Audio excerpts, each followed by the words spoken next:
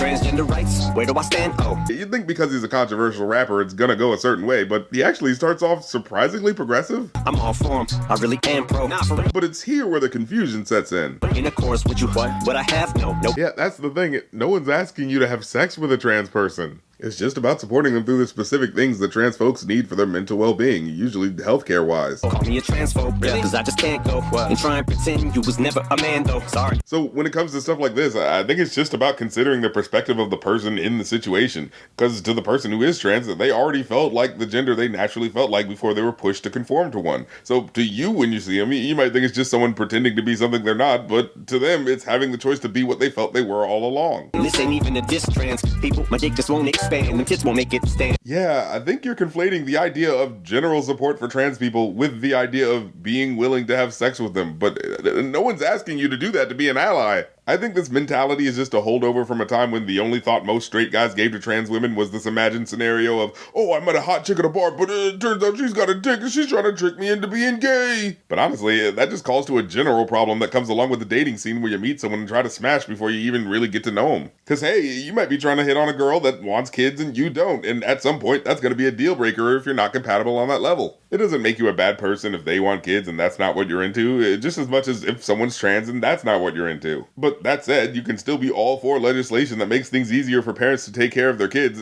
just as much as you can be all for trans people getting the healthcare they need without having sex with them. You can be accepting of gay people and not have to kiss one, right? It's literally the same thing. But if I say it will, it get me canceled. Yep, my music get banned. Or can it withstand? Okay, you've been a controversial rapper since you first started rapping, and over 3 decades later, it hasn't slowed down your record sales once, so I don't know where all this fear over cancel culture for you is even coming from. I gotta participate for us to coexist, damn. I gotta memorize pronouns of a cis man. Well, a cis man is someone who isn't trans, so that would be the type of gender association you're used to. Guys, I think he's just so confused about the topic, he doesn't even know how to verbalize what it is he's angry at. Because for him to say this, I gotta memorize pronouns of a cis man. I feel like he just doesn't know what he's talking about. Because a cis man, that's just he, him. Dude, what's there to memorize? What that's essentially saying is, what, I have to remember that a man is called he?